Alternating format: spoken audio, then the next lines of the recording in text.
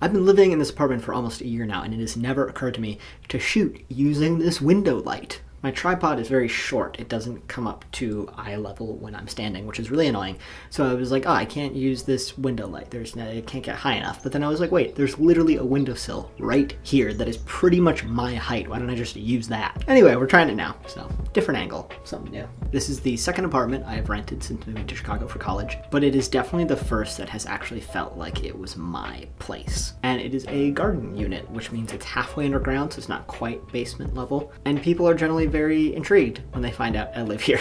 A lot of people think my front door is actually a closet space or a storage closet and are very surprised when I open it. And I'm like, no, this is my home. Hello, welcome, come in. But I've also gotten a lot of compliments. People have told me quite often actually that this is the most not terrible garden unit they've ever seen. So that's nice.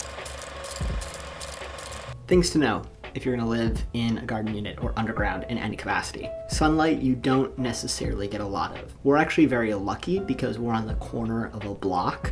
So oddly enough, my room gets more sun now than it did when I was on a first floor unit, just because I'm not sandwiched in between another building. I have the whole open street out here and the sun comes through for the majority of the day. And garden units come with various sizing of windows. Ours are pretty small with the exception of the kitchen windows, those are full. But I've also seen some apartments that have full length windows. It's just kind of really the bottom third of their unit that's actually underground. Bugs are absolutely a problem. I'm kind of ashamed to admit that we have a lot of ants here, but as long as we don't leave food out, it's not too much to handle. Our pipes make noise when there's heating. The radiators and everything is in our ceiling. Sometimes when I'm filming a video, I just need to stop for like 10 or 15 minutes because the pipes are going off and the microphone picks it up, which kind of sucks. One problem I didn't anticipate was flooding. That happened to us earlier in fall.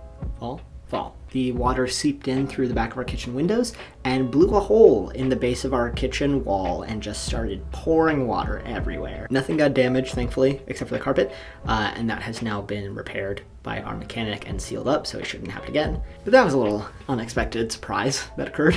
There are a few positives that are very specific to living in an underground unit. If you live in a place that gets hot, it tends to stay a little bit cooler in a unit that is underground because you are surrounded by soil. We definitely still need fans and AC and whatnot, as any person living in the city in summer does, but our electric bill is a little bit smaller. Moving in was also very easy, as opposed to I have some friends who live on like the third or fourth floor of their apartment, and we had to move all of their stuff all the way up there, and eventually they'll have to move it all the way back down. I think we have like 4 steps going into the back door of our unit.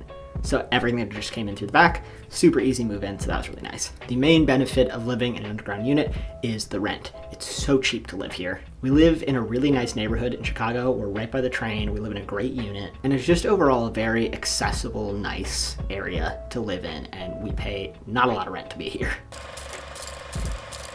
I tend to lean towards the chaotic artist mentality of everything's a mess and nothing really matters besides my work. Food is just fuel that I eat and then I go on my day. My clothes are just what I have to put on my body. They don't really matter. And my home is just the place I go to sleep and do work.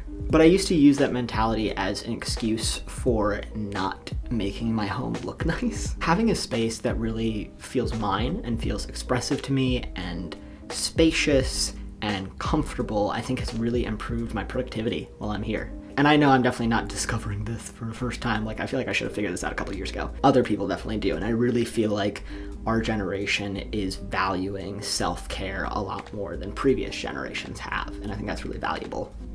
Underground units and garden apartments, I feel like get a really bad rap sometimes. Like, it's not something you can really make into a livable space. But I like my home. I like it a lot. It feels like it's mine. But it is really nice, and I think has become very beneficial to my artwork and just my day-to-day living to have a space that feels like it's mine. And contrary to popular belief, I was able to do that in a garden unit. And so can you. Best part of living in a garden unit, the windows are short enough that I don't see people, but tall enough that I still see their dogs.